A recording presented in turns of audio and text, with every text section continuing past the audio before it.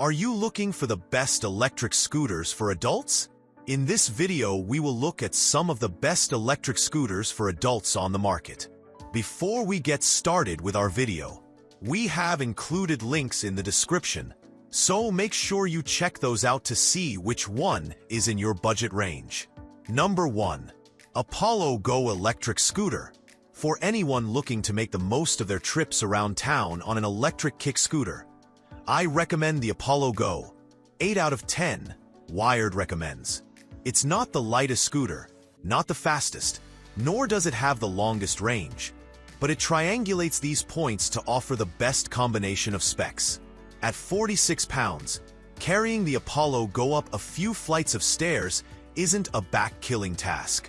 It folds down with a simple latch system, though the latch requires some force to pull down, and the stem locks into the deck. The riding experience is excellent, with plenty of power from the dual 350-watt motors. Self-healing 9-inch tubeless tires pair with front and rear suspension to offer a decently smooth ride. I also love the ability to customize the gears to your preferred speeds via Apollo's app. Don't care for the 28 miles per hour top speed and want to only ride at 15 miles per hour? Set it up in the app, and you're good to go. I also maxed out the regenerative braking in the app, so I rarely had to use the rear drum brake and just use the reg and thumb brake to come to a quick halt. Apollo includes a lot of extras too, like a bell, excellent turn signals, LED lighting for visibility, a headlight, and a dot display that is super visible in broad daylight. The Apollo Go is a great all-around scooter and an excellent first ride for anyone looking to enter the world of micromobility. Number 2. Segway Max G3 Electric Scooter. Segway's Max G3 is nearly identical in price to the Apollo Go, but it offers more power and range with a weight trade-off. That extra oomph is enough to make it reliable for longer commutes, like if you're scooting to the office and back home. But my favorite part of the Max G3 is its 3.5-hour recharge time. I've had so many situations where I did not take my scooter somewhere because I forgot to charge it, and it needed 6 or 12 hours to get back to full. That hasn't been an issue with this Segway. Just pop it on the charger and roughly 3 hours later, you're good to go. Even better is that the charger doesn't have a giant AC brick attached. It's a simple, lightweight cable that's easy to pack, so you can quickly recharge at the office or even a coffee shop. I predominantly rode the scooter in drive mode, which maxes the top speed at 16 miles per hour. You can put it in sport to go 20 miles per hour, and if you unlock the speed boost in the app, you can max out at 28 miles per hour. Drive mode was plenty for me, and legal in New York City, and it enabled a healthy range without worrying about the battery dying. I ended my trip from Bed-Stuy, Brooklyn, to 36th Street in Midtown, and then back home with around 25% remaining, roughly 18 miles, and I could probably go an extra mile or two further. Speeds decreased a smidge going up the slope of the Williamsburg Bridge, though that didn't happen in sport mode. It's plenty powerful. The 11-inch self-sealing tires, paired with the dual hydraulic suspension, also make for a relatively smooth ride. It's easy to set up. The Segway app has many customization options, and folding the scooter is a breeze. At 54 pounds, carrying it up a few flights of stairs is manageable. The Max G3 has built-in turn signals, which I always appreciate, and the front and rear disc brakes offer adequate stopping power.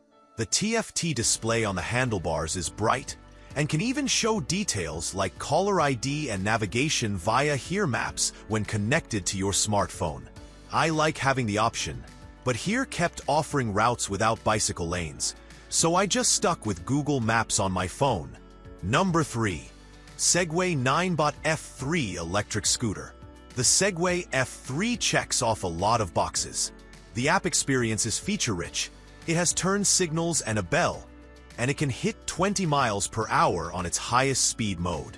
It's also not too heavy at 42 pounds, yet still maintains 10-inch self-sealing tubeless tires that do a decent job of making bumpy roads feel less harsh, aided by front and rear suspension. It's simple to fold up, though not quite as seamless as Niu's folding system. The display gets nice and bright, and the hydraulic brake comes to a quick stop. It's very comfy to ride, and it has just enough power to climb some small slopes, though your top speed will drop. These conveniences come with a sacrifice: range.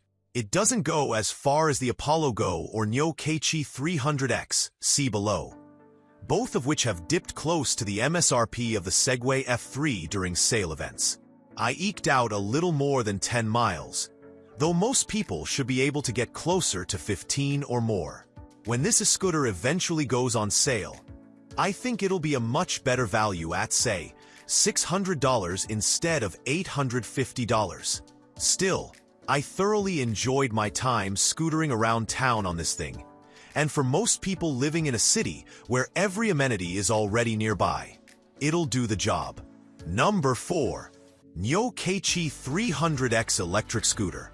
Niu's KQi 300X is an all-terrain upgraded version of the older KQi 3 Pro, which was my top recommended scooter for some time. This model has a just as easy-to-use folding mechanism, and when you fold the stem down, it locks into place at the deck automatically. It weighs a bit more at 49 pounds, but the stem is thin, so it's easy to grasp and carry up a flight of stairs. It's a well-rounded riding experience that rivals the Apollo Go, with great suspension and thick 10.5-inch tubeless tires. The dual-disc brakes come to a quick stop, though I set the regenerative braking to the max and relied on it most of the time. I rode the Williamsburg Bridge in Brooklyn back and forth, and it hardly skipped a beat. By default, it goes up to 20 miles per hour, but if you pair it with the Niu app, you can unlock the fastest 23 miles per hour speed. The range is noticeably better than the older model, and I measured this while typically riding at its top speed, meaning if you limit the speed, you'll be able to go further. My only gripe is that there are no quick speed modes to cycle through on the display. You're stuck with eSave mode, which goes up to 10 miles per hour, and then the default mode, which goes up to 23 miles per hour. In the app, you can enable a dynamic mode that lets you set a custom speed. But weirdly, when you switch to this via the display, it flashes eSave mode to indicate it's turned on. It's not very intuitive. I wish there were basic modes to choose from without hopping into the app. You also get turn signals, but they're annoyingly not time-based and don't turn off automatically. Enticed by the 300X? It's worth considering the Niu KQi 300P. It's nearly identical, but has a slightly lesser motor and range at a lower price. Number 5. Segway Electric Scooter. The Segway E2 Pro isn't going to get you very far. I traveled less than 10 miles on a single charge, though most people weigh less than I and can get better range. It's heavier than it looks, at 41 pounds, but it's quick to fold down and easy to carry by the stem. I've had no problem trotting around my neighborhood with this scooter and its 350-watt motor, which has a top speed of 15 miles per hour and does a decent job on small slopes. It's fairly steady on bumpy roads thanks to the 10-inch tubeless tires, and the front drum brake and rear electronic brake reliably bring this vehicle to a stop fairly quickly. It's worth noting that, as a safety precaution, you have to pair it with Segway's app to unlock the full speed. My favorite addition is the turn signals, which you can easily access on the handlebar. I just wish there were a timer to automatically stop the blinkers after a few seconds, because you have to manually turn them off. Overall, the E2 Pro is a nice upgrade pick over the E2 Plus, which was my previous budget recommendation. If you're looking to spend very little, take a look at the Niu 100P, which I talk about further below.